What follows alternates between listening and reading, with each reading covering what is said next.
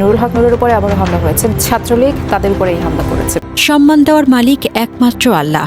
এই সত্য যেন জীবন্ত হয়ে ধরা দিয়েছে নুরুল হক নূরের জীবনে। যে তরুণ একদিন ঢাকা বিশ্ববিদ্যালয় কেন্দ্রীয় ছাত্র সংসদের ভিপি হিসেবে অন্যায়ের বিরুদ্ধে দাঁড়িয়েছিলেন, আজ তিনি জনগণের রায়ে জাতীয় সংসদের সদস্য। রাজপথের ধুলোমাখা সংগ্রাম থেকে সংসদের মর্যাদাপূর্ণ আসনে এটি শুধু রাজনৈতিক সাফল্য নয়, ধৈর্য ও ত্যাগের প্রতিদান। 2018 সাল থেকে ধারাবাহিক আন্দোলনের মধ্য দিয়ে নূর নিজেকে গড়ে তুলেছিলেন প্রতিবাদের প্রতীক হিসেবে। বারবার ছাত্রলীগের হাতে হামলা, মামলা, কারাবরণ, কোনো কিছুই তাকে রাজপথ থেকে সরাতে পারেনি। ছাত্র রাজনীতির উত্তাল দিনগুলোতে তিনি বারবার আঘাত পেয়েছেন, তবুও পিছু হটেননি। ক্ষমতার সঙ্গে আপোষ করে আরামায়েশে জীবন কাটানোর সুযোগ তার সামনে ছিল, কিন্তু তিনি বেছে নিয়েছিলেন সংগ্রামের পথ।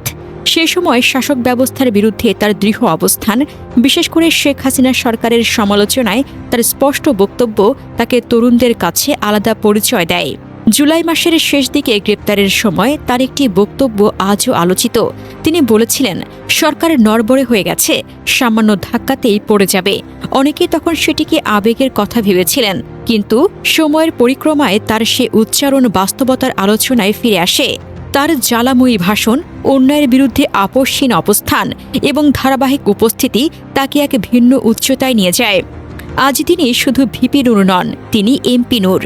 ত্রয়োদশ জাতীয় সংসদ নির্বাচনে, যা জুলাই অভ্যুত্থান পরবর্তী প্রথম প্রতিযোগিতামূলক নির্বাচন, নুরুল হক নূর পটুয়াখালী 3 আসন, গলাচিপা 10 মিনা থেকে গণ অধিকার পরিষদের প্রার্থী হিসেবে বিএনপি জোটের সমর্থিত ট্রাক প্রতীক নিয়ে অংশ নেন।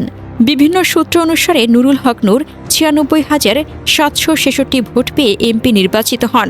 নিকটতম প্রতিদ্বন্দ্বী স্বতন্ত্র প্রার্থী হাসান মাহমুদ ঘোড়া প্রতীক পেয়েছেন প্রায় 80,576 ভোট। প্রায় 16,000 থেকে 20,000 ভোটের বড় ব্যবধানে জয়লাভ। তার নিকটতম প্রতিদ্বন্দ্বী হাসান মামুনও ফেসবুকে অভিনন্দন জানিয়েছেন। নুরুল হক নূর 1991 সালের অক্টোবরে পটুয়াখালী জেলার গলাচিপা উপজেলায় জন্মগ্রহণ করেন। তিনি ঢাকা বিশ্ববিদ্যালয়ের ইংরেজি বিভাগের ছাত্র ছিলেন। 2018 সালে কোটা সংস্কার আন্দোলনের অন্যতম নেতৃত্ব দিয়ে তিনি দেশব্যাপী পরিচিতি লাভ করেন। 2019 সালে 28 বছর পর ঢাকা বিশ্ববিদ্যালয় কেন্দ্রীয় ছাত্র সংসদের ভাইস প্রেসিডেন্ট নির্বাচিত হন, যা ছিল একটি ঐতিহাসিক ঘটনা। এই জয় তার জন্য শুধু রাজনৈতিক সাফল্য নয়, বরং দীর্ঘ সংগ্রামের ফসল। যে ছেলে কখনো কল্পনাও করেনি এমপি হবেন, আজ তিনি এমপি নূর হিসেবে পরিচিত।